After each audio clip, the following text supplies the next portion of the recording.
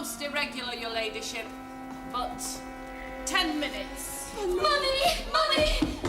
Oh, my darlings, you shouldn't have come. I didn't want you to see me here like this. Oh, it's no trouble, Mummy. We were just, passing on the way to play croquet at the Cavendishes, actually, and... Well, Isabel said, well, surely that's the prison where Mummy is. Why don't we pop in and see the old girl?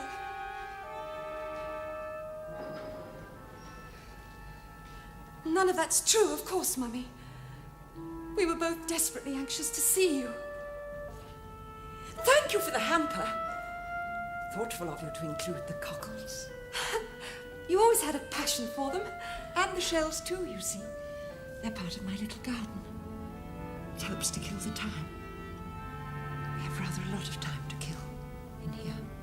They won't hang you, Mummy. I just can't believe this is happening. It's just a bad dream, and I'm going to wake up. Oh, my darlings, you must face reality. You, Charlotte, have lost a father you never knew. You, Isabel, have lost a husband you never had. Unless, like most modern girls nowadays, you anticipated the ceremony. And now, both of you, we must accept it. We're going to lose your Mummy. No, Mummy, no. We're getting you the finest defence lawyer in the country, Marshal Snellgrove. But they say he can get anybody of anything. My dear, it's no use. The great British public and the gutter press have already tried Lady Patience Hardacre and found her guilty. 10 minutes is up, your ladyship. Already? Doesn't seem like a minute. Doesn't time fly when you're enjoying yourself?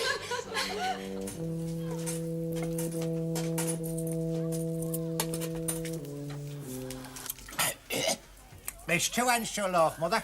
Cut to the crust and bang us some dripping on it.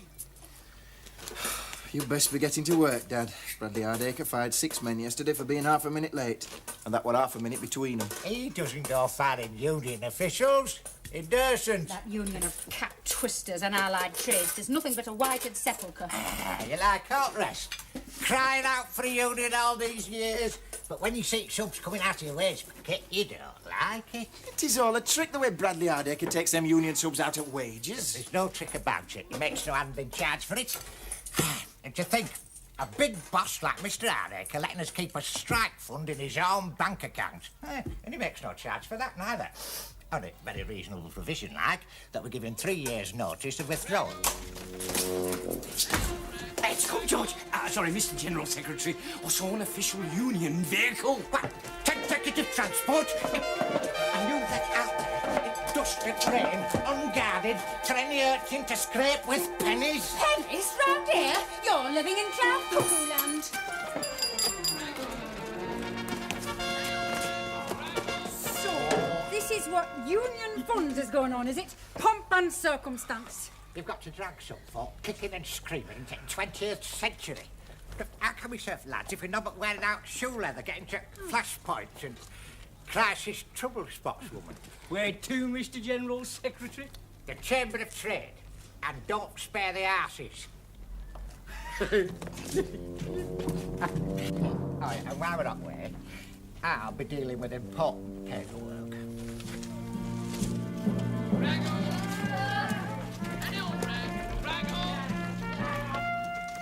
Marshal Snellgrove, eh? The man they call the Barnum of the Bailey. He's the best, Father. Oh, I know he's expensive, very expensive. Isabel, I don't give a damn how expensive he is. That's wonderful, Father. Because I don't propose to spend a brass farthing on your mother's defence.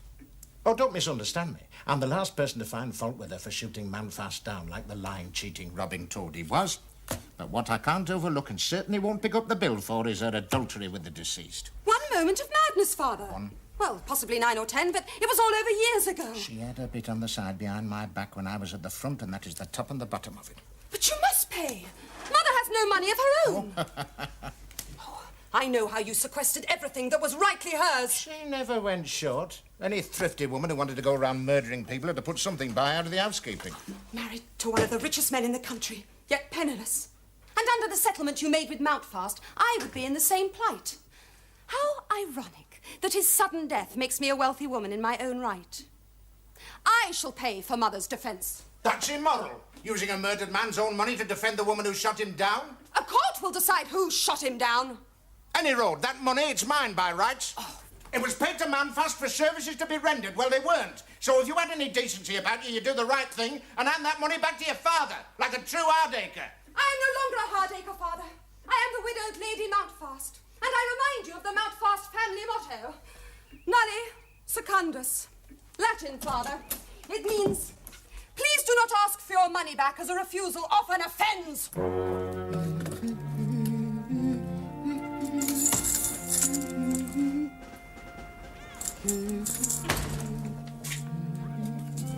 New oilcloth, I see. And what's this, lace curtains? What does want with me and mine, gore-dabbled vixen's whelp? You should not have been quite so eager to spend my money before it was in your hand. That was a mistake, Mrs. Fairchild. Still, we all learn from our mistakes. And now you must learn that my terms will be stiffer than anticipated. A lot stiffer. Stiffer even than my father's. What does mean? I promised you the wherewithal to purchase these good things. In return, you were to bow down from the election. Well, now I shall require more of you than that. Hang your curtains by all means. They ensure a modicum of privacy. Privacy what for? Let's just say that oilcloth's not the only thing that's going to get laid in here this afternoon. Hang on a moment. I'll just nip to the car and get my walking stick. I know what you're hinting at. You think I've been your father's plaything and now I'll be yours. Well, you're wrong. Have a care, Mrs. Fairchild. A woman of spirit is very well in her place. But I require that you be more ingratiating. Or who will pay for your fine things, huh? Your curtains, your oilcloth, your fish knives. Nay, they're mine. Bought and paid for. Us campaign funds have been put to good use. 'Tis somewhat like a candidate's house now. You mean you're going through with the election? Aye. The campaign funds have bought me my bow of burnished gold. Thy mother's arrows of desire have furnished me with a stick to beat the... Bow, arrows, why bring up toxophily? Because that's the secret of political success. Talk softly and carry a big stick. Hold still, old bear. How do you expect me to get a thorn out of your paw if you keep on wriggling? There. I say, if I'm ever seized by some wicked tyrant and hurled into a pit of ravening teddy bears, you will remember that I once took a thorn out of your paw. What do you mean you can't speak for the other teddy bears? Oh, Morris, there you are. And Hesketh. Yes, it's just as well he's here. Good of you to look in, Guy. I'm shunned by so many now and mocked by the rest because of what Mummy did. Well, whenever I take the services now, the church is packed. Reporters hanging from the reredos, taking down my every word. Admittedly, my sermons are brilliant, but well, that's not why they come. Morris, would you shut up? It's me who's in trouble. What do you mean, Guy? You remember how pleased Moscow were about Hesketh and the break-in at the Fairchild Forge? Yes, you gave him all the credit, didn't you, in your report? Yes, I did. But who was it who made Hesketh the leading poet of his generation? Oh, Morris, you don't know what you did. Publishing refractions under his name. I tell you, they positively idolize him in Soviet literary circles. And you let them. Because you're drawing money for him, aren't you? Oh, yes, your Swiss bank account in Hesketh's name? What medal are Moscow giving him now? Are they putting him up for the Nobel Prize? It's worse than that, Morris. Orders have just come through. Uncle Joe wants Hesketh to go off and fight in the Spanish Civil War.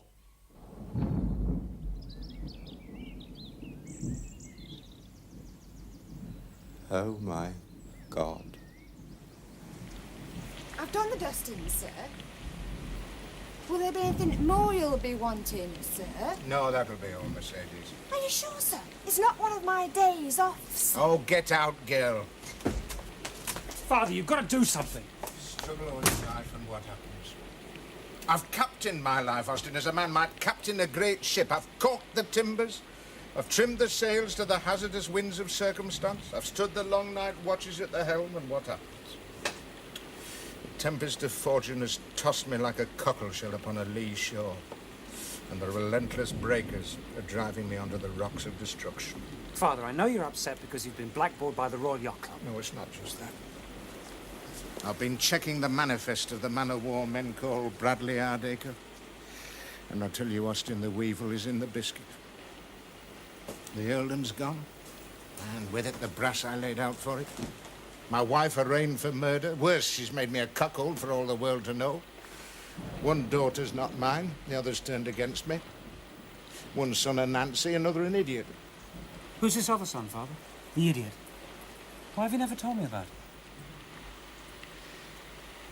What is it you want, Austin? Father, I don't know whether you've noticed, but everything's falling to pieces. I was booed in the streets this morning, booed, and pelted with stinking fish and rotten tomatoes. And this is utterly well, that's a Christmas dinner. Get to the point. I've had a telegram from Central Office about the election. There's business with Mother and everything. They want me to withdraw. Hardacre never withdraws. If I'd been the kind of man to withdraw, you wouldn't be here today. Well, what are we going to do, Father? We'll fight on and win this election, if pounds, shillings and pence still mean anything. Aye, 'tis the winter of our discontent now, Austin. But in the spring, you'll be in Parliament and Brass Beauty will walk off with the National. Meantime, sufficient unto the day that we break Jack Fairchild. I've sent for him. That'll be him now.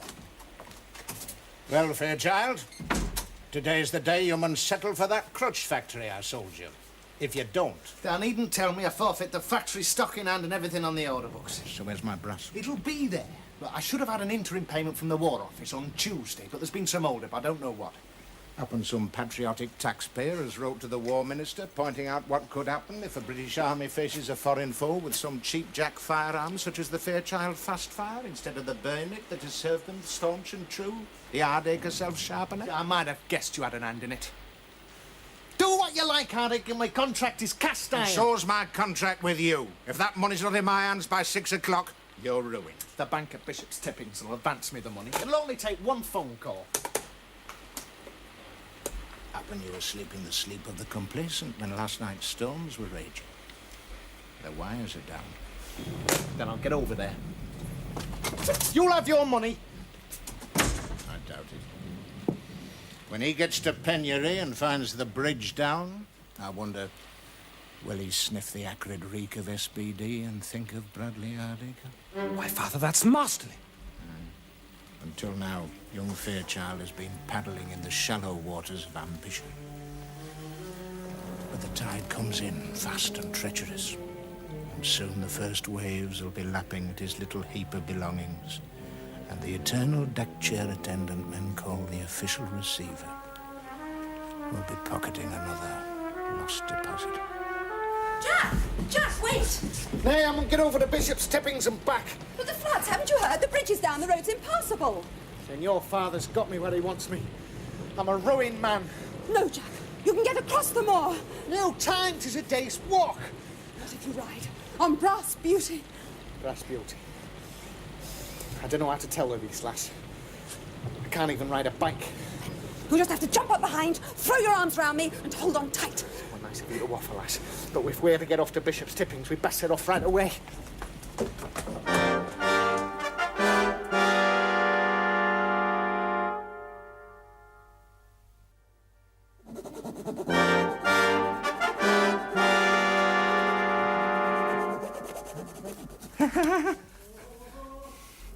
What is wrong with the wee laddie this time? Just a formality, Doctor. Hesketh needs a medical certificate. For insurance purposes, is it? Let me warn you, Mr. Morris, if you take out a big policy in Hesketh and he meets with any kind of suspicious end, I shall have no hesitation in demanding an inquest. That's nothing to do with insurance, Doctor. Well, not that kind of insurance, anyway. I'm glad to hear it. Let's face it, Mr. Morris, Hesketh has been, shall we say, remarkably accident-prone when in your company. Doctor, I'm doing my best to protect Hesketh. What I want from you, Doctor, is a certificate to say that he's not fit for military service. Well, you should have said military service. Mr. Morris, we are not at war, and even if we were, the country would have to be in desperate straits before they started calling up the teddy bears. But they could. And he really isn't fit, you know. It's terribly flat paws. Mr. Morris, I have patience to attend to real people, sick people who are suffering. Doctor, it's not the bear you're treating. It's... And there is always the question of your fee. Let's have a look at the wee fellow. I must have it. In writing, Doctor. Flat paws, you say? Poor wee glass eyes. No. No, he'll never make a soldier. Ah, little fly. These bars cannot confine you. That little patch of sky out there is yours. Ah, lost to me, the world and all its freedom. Go on, little creature, fly. Fly away. Fly away, I said. Oh, well, if you won't be told. Your counsel, milady. Mr. Marshall Snellgrove. Ah, Lady Patience. Oh, Mr. Snell! Don't say a word, dear lady. But am I not to speak? Not until I have outlined your defence. First, you have been a woman more sinned against than sinning. Oh, your life has been one of unendurable torment.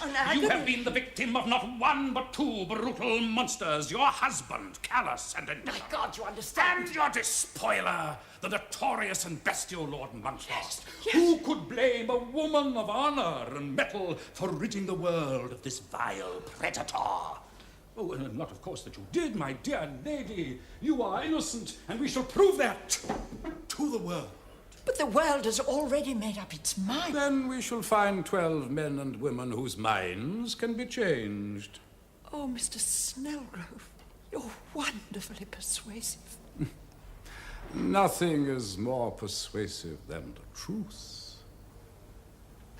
But the truth is a work of art. The finest of all works of art. It must be approached with discretion, discrimination, and above all, imagination. You mean we'll just say what suits us? Oh, Lady Patience, it's as well you never took up the law. Do understand, dear lady, I am only able to conduct your defense along these lines as long as I am able to believe wholly and completely in your innocence. Well, Mr. Snellgrove, you've certainly convinced me.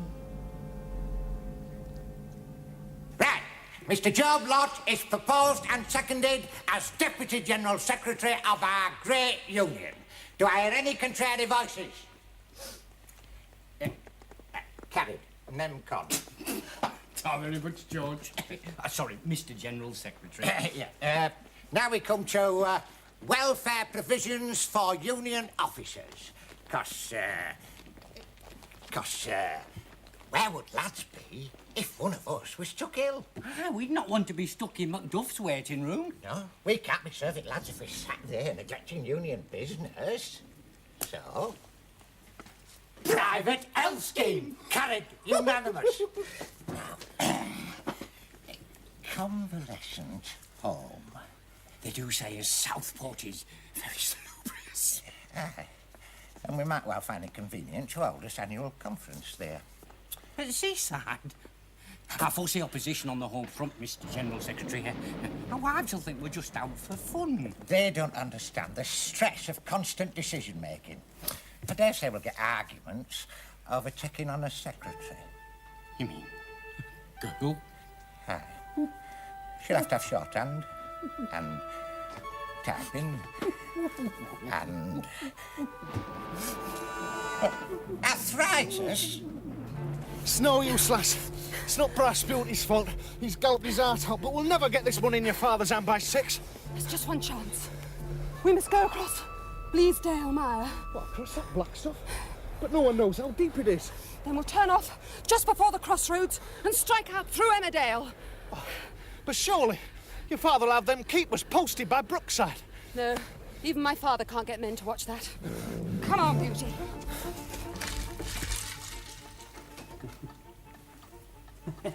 Shall I crack the champagne now, Father?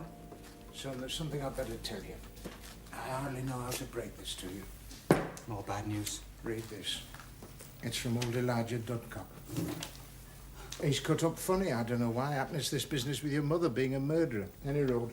Long and the short of it is, he'll not have the Dudcock name linked with ours.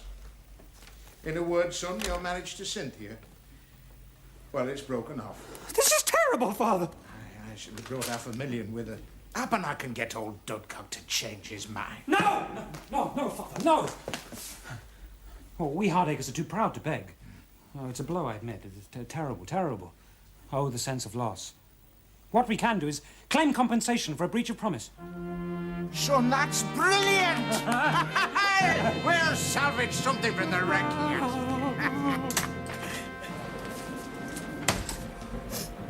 It's turned out nice again. Well, I better be going. Charlotte, I know you've been avoiding me since that terrible night when your mother... I'm so ashamed. Now you know, the whole world knows that I am what I am. A child of sin. I already knew that. How could you know? Even my father did. I mean, Bradley Hardacre didn't know. I had it off your mother. The information, that is. She told me that Bradley Hardacre was not your father. She told you? Why? Why? Because she knew I loved you and dreamed of marrying you. And she also knew what I can now tell you. Yes, Bradley Hardacre is not your father, but he is mine. Oh, Matt, you knew I loved you. Why didn't you tell me sooner? Because I knew it would break your heart, as it has done. Your mother a whore, and you, like me, a bastard. Matt, I could have stood anything if only I could have been yours. But my dearest, you can be now. There's no impediment. We can be wed. Had you been spoken sooner, how happy we might have been. Might have been? What does it mean? Matthew, I am carrying another man's child. You mean? Who? Does it matter? You!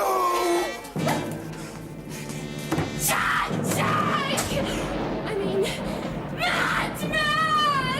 Well, Austin, in 2 minutes' time, that crutch factory will be ours again, and Jack Fairchild bankrupt. No use coming cringing and begging here, Fairchild. You haven't got the money, and that's that. Oh, haven't I just? There's your money, Hardacre, the full amount. You tried your best, Fairchild. Pity you were just too late. After all, you've no witness to your punctuality, have you? Oh, yes, he has, Father. I'm his witness. And my darling brass beauty didn't break his mighty heart for nothing. Brass beauty, you mean? Yes. The effort was too much even for him. He was dead on his hooves the last half mile, but something drove him on to his stable yard. And now he's dead. Dead! Another sacrifice on the altar of your greed! Come, Jack! It's been a funny old day, hasn't it, Father? The lowest ebb of my life, Austin. The earldom, the money, the election, your mother. Fairchild's wriggled off the hook. And now Brass Beauty's dead. Get me the export forms for carcass meat. They'll be filed under Belgium. Why, Father? What are you doing? What I've been doing all bloody day, flogging a dead horse!